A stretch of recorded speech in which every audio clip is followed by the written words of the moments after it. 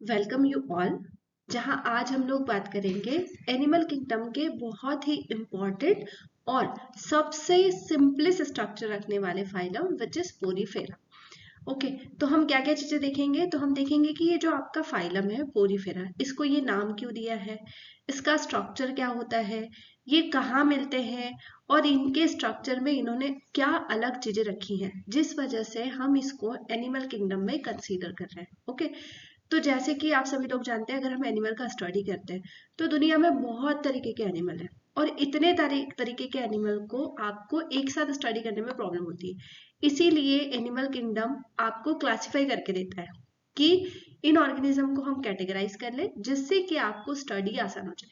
ठीक है, अगर हम पूरी फेरा किंगडम की बात करें तो इवोल्यूशन के हिसाब से भी ये सबसे सिंपलेस्ट किंगडम है, सबसे बेसिक स्ट्रक्चर रखने वाला किंगडम है और इसी से फिर कंटिन्यूस इवोल्यूशनरी स्टडी करते करते करते हम लोग कॉम्प्लेक्स एनिमल की तरफ गए हैं। ओके, तो सबसे पहले तो मैं जो नाम दिया है उसी पर हम लोग बात कर लेते हैं कि जो आपका पोरीफेरा जो नेमिंग है, ये इसको पोरीफेरा क्यों बोलते हैं।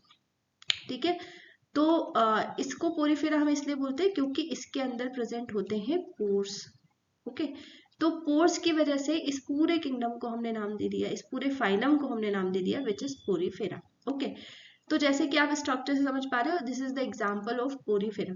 तो सबसे पहले हम समझ लें कि इस फाइलम में कौन कौन से ऑर्गेनिजम्स आते हैं जो कि पोरीफेरा कहे जाते हैं। ठीक है, और इसको पोरीफेरा के जो मेंबर्स हैं इनमें कौन कौन से एग्जाम्पल्स हैं, जैसे कि सबसे पहला एग्जाम्पल है आपका स्पॉन्जिला। ठीक है, this is the member belong from the Porifera phylums. Okay, दूसरा है आपका यू स्पॉन्जिया। ठीक है, ये कैसा होता है, देखो स्पॉन्ज जैसा दिखता है। एक और चीज, ये जो पूरी फेरा होता है इसको हम स्पॉन्जेस भी बोलते हैं। स्पॉन्ज क्यों बोलते हैं, क्योंकि इसके अंदर ना छोटे छोटे से पोर होते हैं, तो ये ऐसा लगता है जैसे स्पंज जैसा कोई स्ट्रक्चर है। ठीक है, और सिमिलरली इसको बाथिंग के लिए भी यूज किया जाता है। तो you Spongia is the example of पूरी फेरा। अनदर हम बात करें ल्यूकोसोलेनिया, ल्यूकोसोलेनिया भी इस किंगडम का पार्ट है। इसके अलावा साइकॉन इसका एग्जाम्पल है। Then Euplectella is the example of Porifera. इन सारे को हमने पोरीफेरा में क्यों रखा है, तो सभी में बहुत कॉमन सा स्ट्रक्चर है कि सबके स्ट्रक्चर में छोटे छोटे से पोर्स पाए जाते हैं। क्या पाए जाते हैं, छोटे छोटे से पोर्स पाए जाते हैं, इसलिए ये सब हो गए पोरीफेरा। ठीक है, और एक कॉमन चीज देखो, ये जो स्ट्रक्चर दिख रहा है आपको, छोटे छोटे से ट्यूब जैसे स्ट्रक्चर है ना, इस पूरे स्ट्रक्चर में छोटे छोटे से पोर्स पाए जाते हैं। इसके अलावा इसके सरफेस पे देखो, सबसे ऊपर की तरफ छोटे छोटे से होल्स पाए जाते हैं, लार्ज होल्स। ठीक है, ये जो लार्ज होल्स है इनको हम बोलते हैं ऑस्किलम। ठीक है, देखो ये सारा स्ट्रक्चर आपको दिख रहा होगा, हर किसी में एक लार्ज ओपनिंग पाई जाती है। इस ओपनिंग की प्रेजेंस सभी में है, इसलिए हमने इसको बोल दिया पोरीफेरा। ठीक है, अगर मैं छोटे छोटे से सरफेस के पोर्स की बात करूं ना, तो छोटे वाले जो पोर्स होते हैं ना उनको हम बोलते हैं ऑस्टिया। क्या बोलते हैं, ऑस्टिया। और जो लार्ज पोर है ना, जो लार्ज पोर प्रेजेंट है इसको हम बोलते हैं ऑस्किलम। ओके, तो ओस्टिया और ऑस्किलम इस पोरीफेरा का स्पेशल फीचर। ठीक है, यही फीचर इनको इंटरेस्टिंग भी बनाता है और यही फीचर इनको लुक में भी इंटरेस्टिंग करता है। ठीक है, इसका एक बहुत अच्छा एग्जांपल मैं अगर बात करूं तो यू प्लैक्टिला है ना। देखो ये जो पूरा ऑर्गेनिज्म है इसकी सरफेस पर भी ना छोटे छोटे से पोर्स पाए जाते हैं, और देखो इसके ऊपर की तरफ एक ओपनिंग है और इसका जो स्ट्रक्चर है ये देखने में बहुत सुंदर सा लगता है। ठीक है, और इस यू प्लैक्टिला को बहुत जगह, जैसे स्पेशली मैं बात करूं जापान की, तो जापान में ब्राइडल्स को गिफ्ट के तौर पे भी दिया जाता है। ठीक है, वैसे तो ये एक एनिमल है पर ये गिफ्ट के फॉर्म में भी यूज किया जाता है क्योंकि इसका लुक सुंदर है और इसका अपना कल्चरल वे है, जिसकी वजह से ये इसको गिफ्ट के फॉर्म में भी देते हैं लोगों को, या फिर ब्राइडल को, specially for the new journey of life. Okay, तो इस तरीके से अगर मैं पोरीफेरा की बात करूं तो ये इसके कुछ मेंबर है, इसके अलावा और भी मेंबर्स है, पर स्पेसिफिकली हम अगर इनके स्ट्रक्चर की बात करें तो इन एग्जाम्पल से हम पोरीफेरा को बहुत अच्छे से समझ पाएंगे, ठीक है। इसके अलावा अगर मैं इनके स्ट्रक्चर की बात करूं तो ये ना बहुत ही इरेगुलर होते हैं स्ट्रक्चर में। देखो आप स्पॉन्जिला को देख सकते हो, है ना। तो इनके इरेगुलर स्ट्रक्चर की वजह से इनकी अगर मैं सिमेट्री की बात करूं तो इनकी कोई प्रॉपर सिमेट्री नहीं होती, है ना। इसलिए जो पोरीफेरा होता है इनका स्ट्रक्चर कहा जाता है एसिमेट्रिक। ओके, तो हमने दो चीजें पढ़ी कि पोरीफेरा के केस में या पोरीफेरा के जो मेंबर्स होते हैं जनरली उनके अंदर ऑस्टिया और ऑस्कुलम पाया जाता है सारे ही मेंबर्स में, और इनका इरेगुलर स्ट्रक्चर होने की वजह से हम इसकी सिमेट्री कह सकते हैं कि ये बहुत ही एसिमेट्रिक स्ट्रक्चर रखते हैं। तो हम बात कर लें कि पोरीफेरा के जनरल कैरेक्टरिस्टिक्स क्या है।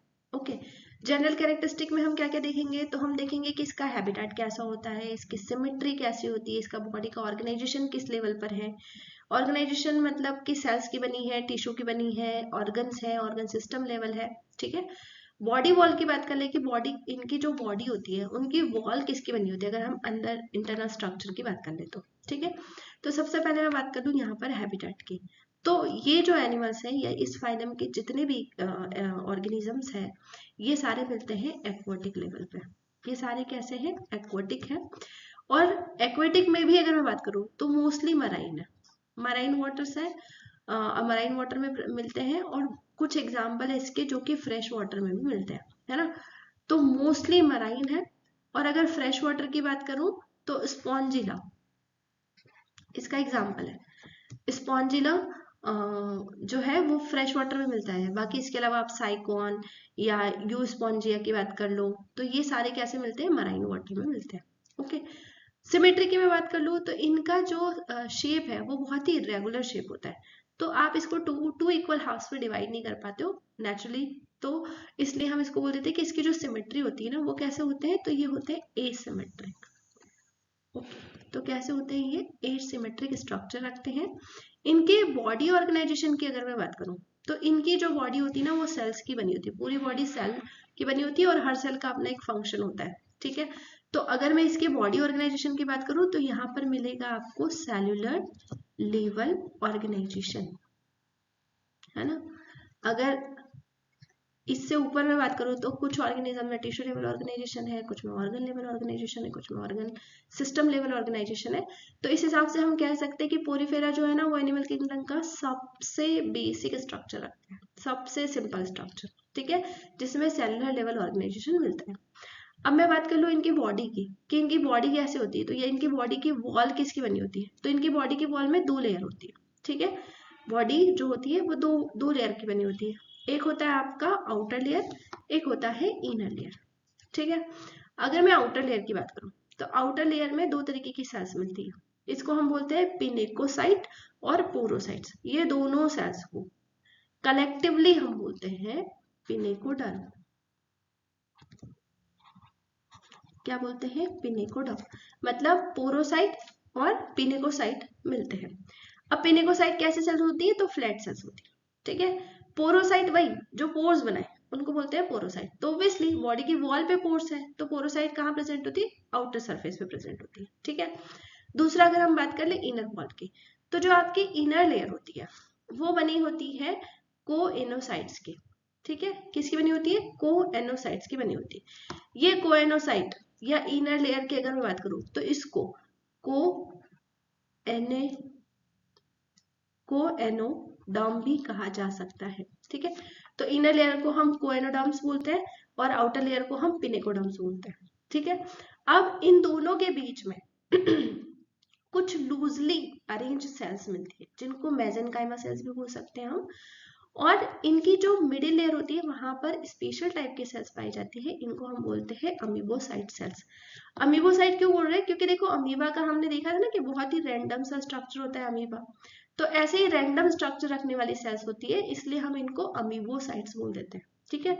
अब ये अमीबोसाइट्स है, इस अमीबोसाइट में भी दो तरीके की सेल्स है, एक होता है स्क्लेरोब्लास्ट और एक होता है आर्कियोसाइट्स, ठीक है।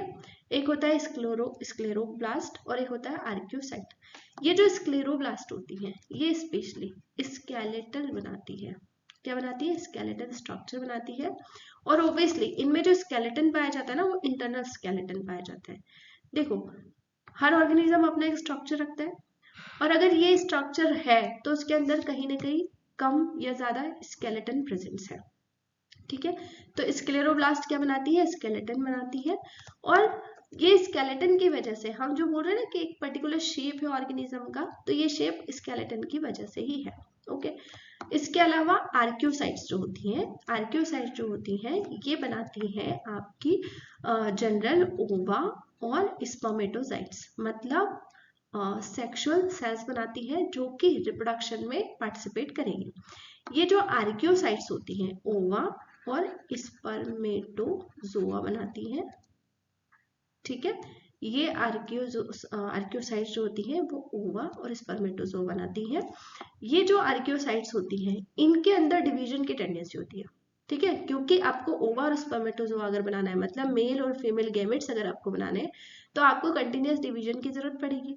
तो ये जो आपकी आर्क्योसाइट्स होती हैं इनके अंदर डिवीजन टेंडेंसी होती है, या फिर हम इसको बोलते हैं कि इसके अंदर टोटीपोटेंसी होती है। ठीक है, इसके अंदर टोटीपोटेंसी मतलब टोटीपोटेंसी डिवीजन की टेंडेंसी को बोलते हैं हम लोग, तो ये टोटीपोटेंट होती है। और ये टोटीपोटेंट होने की वजह से कंटिन्यूअसली डिवाइड होती रहती है और ओवा स्पर्मेटोजोआस का सिंथेसिस करती रहती है अकॉर्डिंग टू रिक्वायरमेंट्स। ओके, तो होपफुली आपको यहाँ से क्लियर हो गया होगा कि जो जनरल कैरेक्टरिस्टिक्स है, स्पेशली हैबिटेट्स की अगर मैं बात करूँ तो एक्वेटिक है, सिमेट्री इनकी एसिमेट्रिक है, बॉडी ऑर्गेनाइजेशन कैसा है तो सेल लेवल का ऑर्गेनाइजेशन है, बॉडी वॉल कैसी होती है तो दो लेयर होती है, outer layer inner layer. Middle layer में प्योरली सेल्स प्रेजेंट नहीं होती है, इसलिए हम इसको कंसीडर नहीं कर रहे।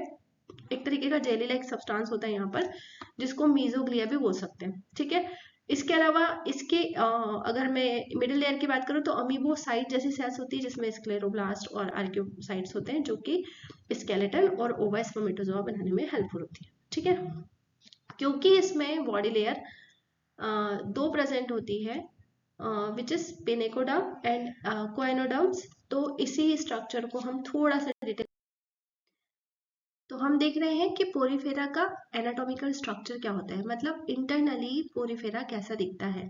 ठीक है, तो ये है उसका structure, this is the A and this is the B structure. तो जो आपका ए स्ट्रक्चर है एक तरीके का ये आउटलाइन स्ट्रक्चर है, जिसमें हम बॉडी की वॉल्स को समझेंगे कि पोर्स कहाँ प्रेजेंट होते हैं, इसके अलावा क्या स्ट्रक्चर होता है ना। इसके अलावा इसको थोड़ा सा इनलार्ज करके स्ट्रक्चर बताया मैंने कि किस तरीके की सेल्स पाई जाती हैं जो कि इसके स्ट्रक्चर को मेंटेन करने में हेल्पफुल है। ओके, तो सबसे पहले हम बात कर लें इसके आउटर मोस्ट लेयर की, है ना। तो आपको ये जो येलो कलर की लाइनिंग दिख रही है ना, ये है आपका आउटर लेयर। क्या है ये, आउटर लेयर। क्या है ये है आपका आउटर लेयर। ओके, तो ये येलो कलर का जो है ना ये है आउटर लेयर। ओके, इसके बाद वाला जो ग्रे कलर स्ट्रक्चर है ये आपका मिडिल लेयर, और उसके अंदर की तरफ रेड कलर स्ट्रक्चर है तो ये हो गया आपका इनर लेयर। ओके, तो अगर मैं बात करूं आउटर लेयर की, तो आउटर लेयर में हमने पढ़ा था दो तरीके की सेल्स है ना। तो ये जो फ्लैट सेल है येलो कलर की, इस फ्लैट सेल को पूरी दूर हम इसको बोलते हैं पिनेकोडर्म। क्या बोला था हमने, पिनेकोसाइट एक्चुअली। ठीक है, पिनेकोसाइट। ठीक है दूसरा, इसमें ये जो स्पेसिंग है ना, तो ये ट्यूब जैसी सेल्स प्रेजेंट होती है यहाँ पे, इसको हम बोलते हैं पोरोसाइट, जिसकी वजह से क्या बना है, पोर बना है। ओके, तो इनकी वजह से जो जिसकी वजह से पोर बना है इसको बोलते हैं पोरोसाइट। तो इन दोनों को कलेक्टिवली हमने क्या बोला था, पिनेकोडर्म। ठीक है, तो ये हो गई आपकी आउटर लेयर जिसको हमने क्या बोला, पिनेकोडर्म। ठीक है, अब अगर मैं इसके आउटर लेयर की बात करूं तो पिनेकोडर्म या जो पोरोसाइट होते हैं, इसी पोरोसाइट्स इसी पोर से जो ऑर्गेनिज्म है वो पूरा खाना लेता है, पानी लेता है, ऑक्सीजन लेता है, मतलब in short respiratory system follow करता है, डाइजेस्टिव सिस्टम भी ऐसे ही होता है, खाना अंदर लेता है, डाइजेस्ट करता है। ठीक है, अब अगर आप अंदर की तरफ देखें तो इसकी जो मिडिल लेयर होती है ये वाली ग्रे कलर की, इसको बोलते हैं मिडिल लेयर। और ये जो आपकी मिडिल लेयर थी ये किसकी बनी थी, तो ये बनी थी अमोइबोसाइट्स। अमोइबोसाइट्स। ठीक है, अमीबोसाइट्स क्यों? क्योंकि इसकी जो सेल का जो पैटर्न या स्ट्रक्चर होता है वो अमीबा जैसा होता है, ठीक है। इसके अलावा अगर इसी को मैं देखो यहाँ देखूं तो ये येलो कलर का स्ट्रक्चर क्या था आपका? पिनोसाइट, है ना। और ये जो ट्यूब जैसा जो पोर बना रहा था, ये कौन सी सेल हो गई? ये हो गई आपकी पोरोसाइट। ओके। इसके अलावा ये जो मिडिल लेयर वाला हिस्सा था ना, तो देखो मिडिल लेयर वाले हिस्से में ना दो तरीके की सेल्स होती हैं। एक होती है आपकी स्क्लेरोब्लास्ट, जैसा कि अभी हम लोग ऊपर देख चुके हैं, ठीक है। मिडिल लेयर में अमीबोसाइट जो सेल्स है ना, उसमें दो टाइप है, स्क्लेरोब्लास्ट और दूसरा है आपका which is random structure is known as which is archaeocytes, ठीक है। तो स्क्लेरोब्लास्ट की अगर मैं बात करूं तो ये क्या बना रहा है? स्केलेटल बनाता है। तो ये जो ऐसे स्ट्रक्चर है ना, स्पिक्यूल्स बोलते हैं इनको। ये वाले जो स्ट्रक्चर आपको थोड़े से स्ट्रक्चर दिख रहा है, इनको हम बोलते हैं स्पिक्यूल्स। तो ये स्पिक्यूल्स की वजह से थोड़ी सी हार्डनेस आती है, और स्क्लेरोब्लास्ट क्या करता है? इंटरनल स्केलेटल बना के देता है, ठीक है। आर्कियोसाइट्स जो होते हैं आपके, ये क्या बनाते हैं? ओवा और स्पर्म्स बनाते हैं, ठीक है। Spermatozoa specially terms used in the case of Porifera. इसके अलावा मैं अगर इंटरनल स्ट्रक्चर की बात करूं तो इसकी जो इनर लेयर होती है ना, इसकी जो इनर लेयर है, ये इनर लेयर बनी होती है कोएनोसाइट्स। कोएनोसाइट्स है। कोएनोसाइट्स जो होती है ना, वो ये वाली सेल्स है। देखो ऐसी राउंड ओवल जैसे सेल्स होती हैं, और इनके पास ना अंदर की तरफ एक अटैच्ड स्ट्रक्चर होता है। इस स्ट्रक्चर को हम बोलते हैं सीलिया। तो ये वाली जो सेल्स हो जाती है, इनको हम बोल देते हैं सीलिएटेड सेल्स। कैसे सेल्स हैं ये? सीलिएटेड सेल्स है। इन्हीं सीलिएटेड सेल को कोइनोसाइट्स बोलते हैं, और इसी लेयर को हम कोएनोडर्म्स भी बोलते हैं, ठीक है। तो हमने बात की outer layer, inner layer. Inner layer में कोएनोसाइट्स जो प्रेजेंट है, ये सबसे अंदर की तरफ है। तो देखो ये सबसे अंदर की तरफ है। इसके अंदर और अगर मैं बात करूं तो यहाँ पर एक कैविटी प्रेजेंट होती है। देखो एक स्पेस दिख रहा है ना। तो ये कैविटी जो होती है, क्योंकि ये स्पॉन्ज का है और इसमें बीच में एक कैविटी प्रेजेंट होती है, तो इस कैविटी को हम बोल देते हैं स्पॉन्जियो सेल। क्या बोलते हैं? स्पॉन्जियो सेल।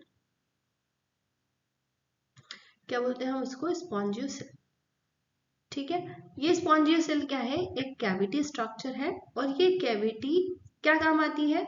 तो जैसे यहाँ से आपने फूड लिया, फूड को डाइजेस्ट किया, तो ये सारी चीजें करता है, एक्सक्रीट करता है, वाटर मेंटेनेंस करता है, और जितनी भी चीजों को बाहर निकालना है, एक तरीके से बाहर का जो ओपनिंग है वो कहीं जाती है आपकी स्पॉन्जियो सेल से होकर जाती है। तो ये जो फाइनल ओपनिंग है, ये एक लार्ज स्ट्रक्चर बनाती है, कि एक लार्ज पोर बनाती है। इस पोर को हम बोलते हैं ऑस्किलम। क्या बोलते हैं? ऑस्किलम, ठीक है। इस स्ट्रक्चर को हम क्या बोलते हैं? इस स्ट्रक्चर को हम बोलते हैं ऑस्किलम। ये क्या है? एक लार्ज ओपनिंग है, जो कि जो भी मटेरियल आपने अंदर लिया, चाहे वो गैसेस हो चाहे वो फूड हो, उसको यूज करने के बाद जो भी आपको रिलीज करना है वो ऑस्किलम के थ्रू आप बाहर रिलीज कर सकते हैं, ठीक है। तो इस तरीके से हम देखें तो पोरीफेरा में सबसे अंदर की तरफ क्या होती है? तो एक कैविटी होती है। इस कैविटी का क्या नाम है? तो इसको बोलते हैं स्पॉन्जियोसेल, ठीक है। ये स्पॉन्जियोसेल एक पर्टिकुलर ओपनिंग करता है, जो कि एक लार्ज ओपनिंग शो करता है, इसको हम बोल देते हैं ऑस्किलम। ओके। तो ये हो गया पूरा इंटरनल स्ट्रक्चर। अब हम देखें कि ये सारे फंक्शन करते कैसे हैं, या इनका अपना क्या रोल है, ठीक है। ओके। तो अगर हम कैरेक्टरिस्टिक्स की बात कर ले कि पोरीफेरा के कुछ और कैरेक्टरिस्टिक, जैसे कि न्यूट्रिशन, डाइजेशन, स्केलेटल, और ये रिप्रोडक्शन कैसे करते हैं, ठीक है। तो न्यूट्रिशन की सबसे पहले मैं अगर बात करूं तो इनका न्यूट्रिशन होता है होलोजोइक। अब होलोजोइक मतलब क्या होता है?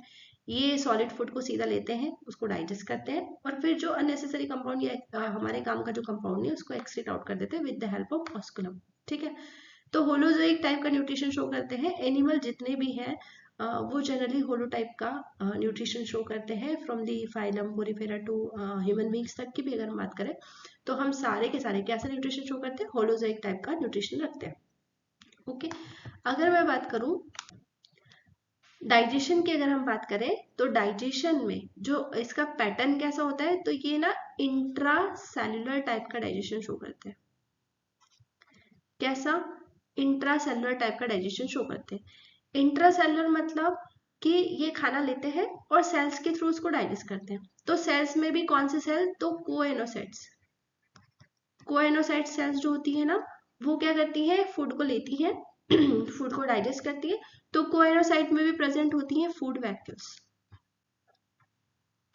ओके, तो ये जो फूड वैक्यूल्स होती हैं ये डाइजेस्ट करती हैं और जो काम की चीजें होती हैं उसको एब्जॉर्ब कर लेती हैं और अदर कंपाउंड या प्रोडक्ट जो है उनको एक्सट्रेट आउट कर दिया जाता है। तो यहाँ पर डाइजेशन कैसा है, तो इंट्रासेलुलर टाइप का डाइजेशन होता है।